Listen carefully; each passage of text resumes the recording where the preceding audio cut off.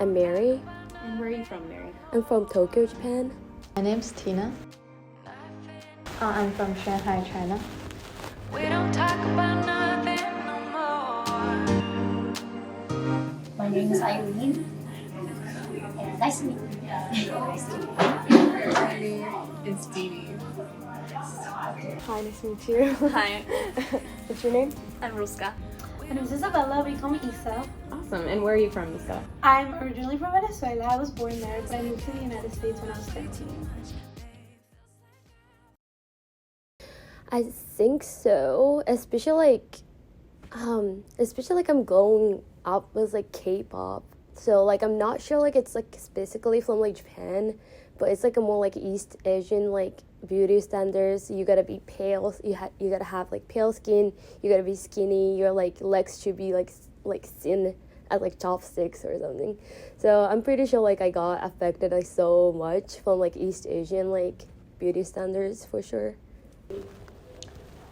I feel like Shanghai is quite like a mixed city in China, but like compared to the US, it's not. So I feel like I can see many like models doing photo shootings like on the street, and I feel like they all look the same. Like they have a white and small flawless face, and they use like very heavy filters to like make them look even more like an AI face. Like it's really flawless. Like there's no chuckles, no like pimples. Like it's just perfect. And I feel like they all look the same, but like they look different in the reality compared to the pictures they post online. In Korea, I think it's pretty much similar.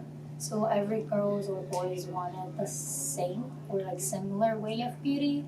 But in Brazil, it was more diverse, and there was no one standard of beauty, but rather it depends on the individuals. In terms of beauty in Thailand, I'd say they have a pretty set beauty standard where like it's really influenced by the beauty standard in China or Korea, where they would prefer paler girls and like a stick figure, like really slim, pale, and you look Chinese kind of or Korean. Yeah, that's like the beauty standard in Thailand. A lot of Eastern European women are raised with very strict beauty standards. I think we're taught to portray ourselves in a very specific manner, to have a demeanor, from minor things like the way you walk or the way you sit to the way you do your hair and the kind of clothes you wear and your speech manner. And all of that is kind of ingrained into you as you're growing up. This is like really strange, but I was like one of the most white people in my family. Because my grandmother is American, so Right. I'm like very, I am white, even though I'm Latina, I'm white. So it was really strange because I wanted to be like my cousins. They all had curly hair and stuff, and I always felt like weird. But then they would want to be like me because I'm technically the beauty standard. I'm white. Like my hair isn't super curly. Like I'm sort of tall, like in Venezuelan senses. So it was hard because I was always at odds at like being like I want to be like you because I want to fit in, but at the same time you want to be like me because I'm more close to the like Western beauty standard. But it definitely affected like I guess like beauty is more of a thing of like who you are, I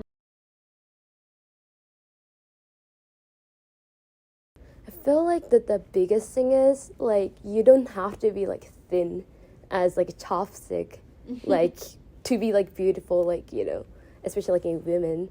Like I have seen like so many beautiful my friends, like they're not typically like matching like East Asian like beauty standards, like having like like the thin, straight, long legs. Like they have like more like glamorous, I would say, like body, and they're so beautiful and they're so confident in their body, and like I would love that. And I like those like friends of mine like remind me like, oh, you're beautiful like as you're born. So I'm like, oh yeah, I loved it. Like the I don't know like the culture or like a little bit more, you know, like culture here to like just like like love as you like are born with? I would say yes. Because back in China, as I said, I think every beautiful woman online looks exactly the same. There's like a model face like somewhere there.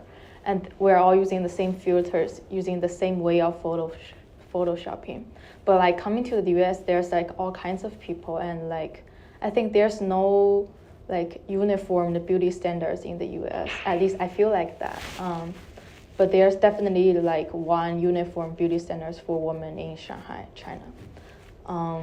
And also in the US, I don't think body shapes matter that much, because I often feel anxious about my face and body back in China, especially in my high school. Like they're all very thin, and they're all like, they have their perfect face. But like in the US, like I feel like it's part of it because like I feel like nobody cares what I look like. So I can just, like back in China, I would prefer to wear my face masks on if I'm not wearing makeups. But in the US, it doesn't really matter that much anymore. Change? That's such a good question, because I honestly haven't thought about that, but you're absolutely right. I think at home, like going outside, I always had this thought process of like, okay, what do I look like? What am I wearing? How are people perceiving me? But then when I came to Wilbraham, which was a boarding school where you interact like with 16-year-olds all day, and that's it. It was really nice because I was also living with a lot of women my age, and it was a lot less pressure to look a particular way because they were seeing me all day, and I knew that they were going through the same experience, and I felt like there was less judgment about how I looked.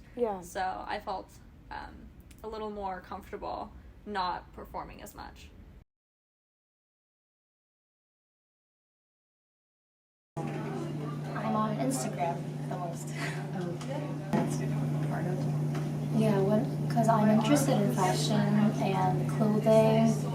Like there's many ads popping up in my Instagram feeds, and most of them it's very fit woman with like fit body, very skinny, and I feel like I want to be fit.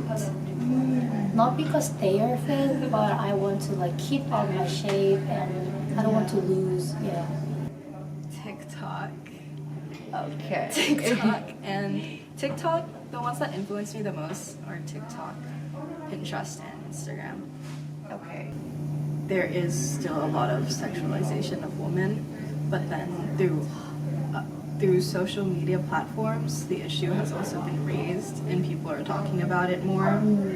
Women still get sexualized on a day-to-day basis, but I feel like more people are being aware. Yeah. What kinds of social media do you have? I'm on Instagram. Nice. I love Pinterest. Pinterest, yeah. I love Pinterest. I can't say I love Pinterest. I guess it's a type of social media. TikTok is a type of social media. Yes, definitely. I don't use Snapchat though. I deleted it, and I was like, never saw it again. But I think it's mostly it. I have a Facebook, but I never use it. It's just like say happy birthday to like my family back home. But, yeah. I think most people I know with Facebook now, it's almost entirely just interacting with their Yeah. family on No, Facebook. 100%. But, yeah, definitely. So have you noticed any like beauty trends on either TikTok, Instagram, social media in general? No, 100%. Like we are ruled by them. Like aesthetics and everything. Like we're constantly looking at media. But I like that there's like such a variety of it now that you can choose like what certain areas you want to look at, like what aesthetics you want to be in, like what interests you and what likes you, and like I guess it's like a very creative format too. And there's also downsides to it because you go on Instagram and you see all these skinny white blonde models and you're just like, oh, that's not what I look like. But it's like also like Photoshop and all of that, and like that is all very harmful in a way, but it's also like I guess it allows some people to feel better. You know, there's a two-sided sword. I feel like a lot of time women are like made feel like villains.